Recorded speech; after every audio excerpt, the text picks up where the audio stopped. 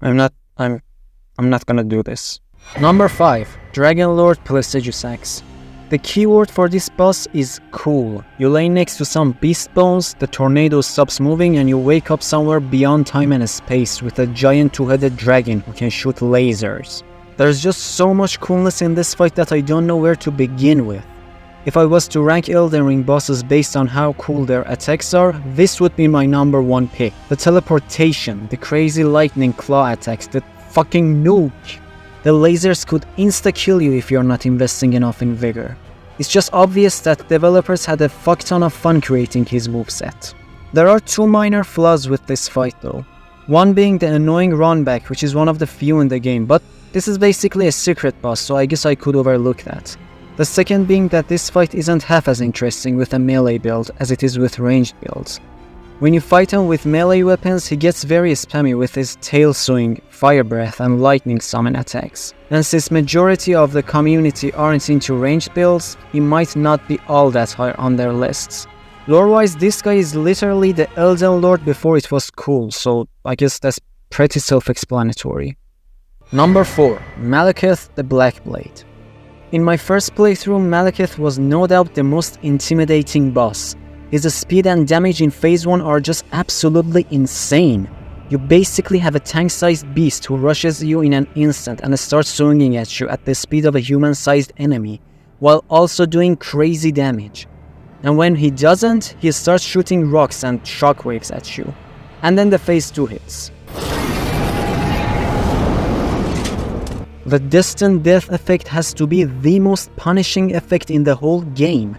This thing does damage over time and lowers your maximum HP while evaporating your health in an instant. However, the tells and build-up of his attacks become way more clear in his second phase, so if you don't panic, which is very hard when you see this for the first time, the fight would be a lot easier. One thing that I like about Malakith is that he demands completely different playstyles for each phase. In phase 1, you're safer if you play passively, because Malakith would absolutely punish you if you stay under his belly for too long. While in his second phase, being more aggressive and staying close to him would keep you out of his sword range like a Bloodborne boss. Also, it kind of lowers his chance of doing those crazy attacks. The last point is that he doesn't have any of those painfully long, annoying delayed attacks. I mean, just look at Radahn. What the fuck is that? Actually, you know what? I like Radahn, so... Number 3, Star Scourge Radahn.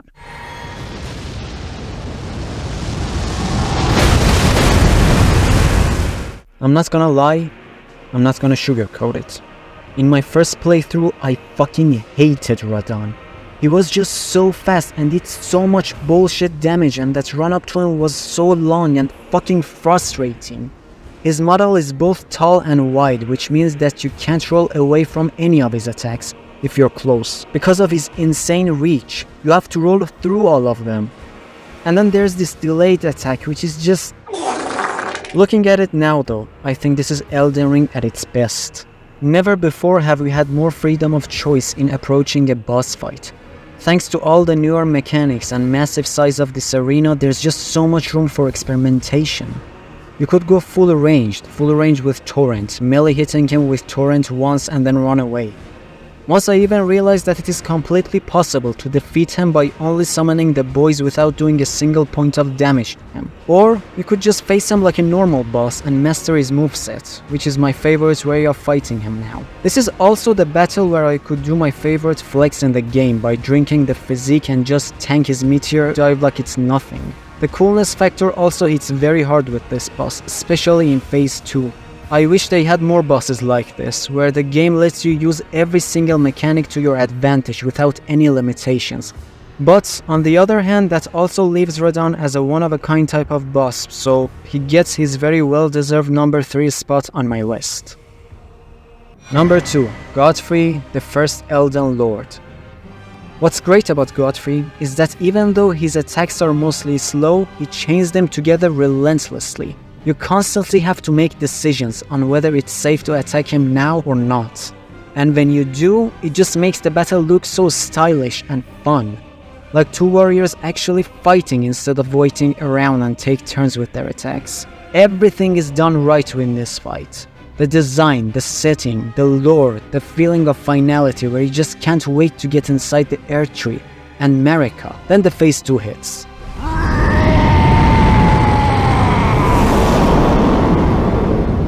Words cannot describe the adrenaline rush I felt every time I fought this beast of a human being in his second phase. Half of his moveset are grabs that will drain your HP bar.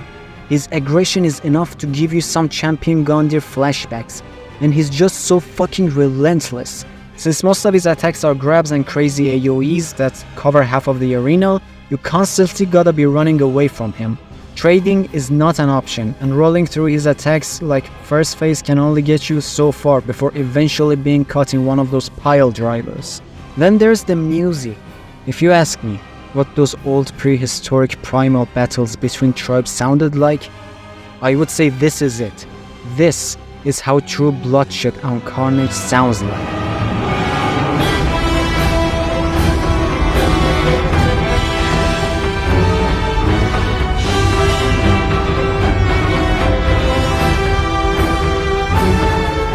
What I love about Elden Ring bosses is that since they all have a little bit of imperfection on them, it's very hard to say which boss is the best objectively.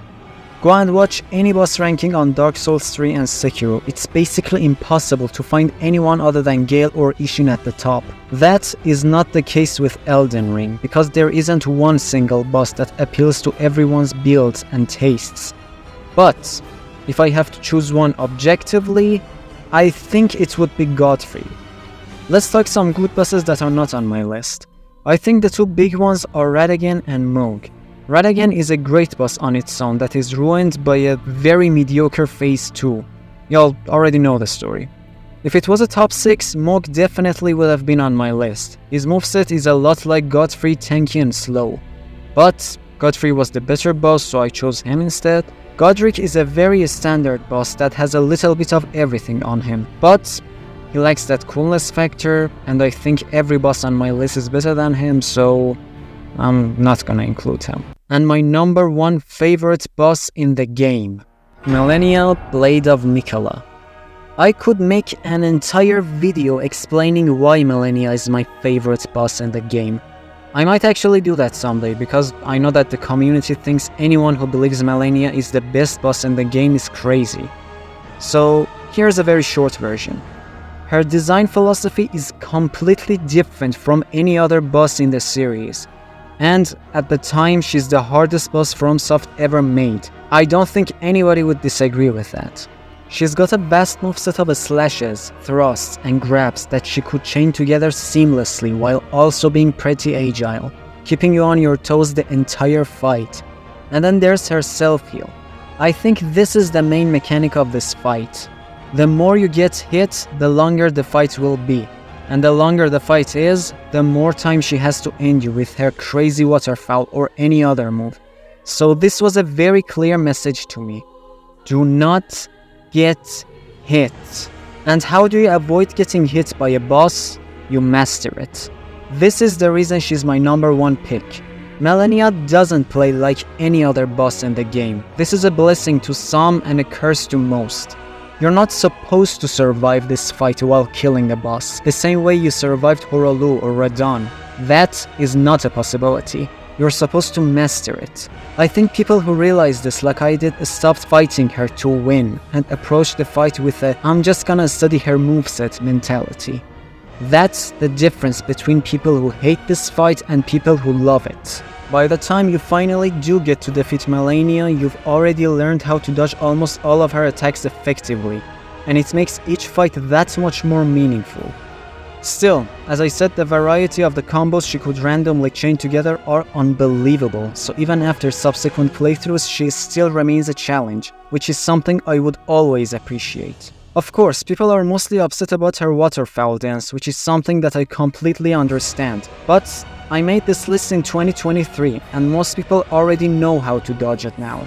That doesn't make the fact that it felt completely undodgeable in the first playthroughs okay, but as I said, not everyone is going to like her because of her different design. On the other hand, I always appreciate variety in this game, so I like Melania's fight for the same reason that I like Radahn's. There's just no other like it. So let me know in the comments what your top 5 bosses are and why you like them. And that's it. Goodbye.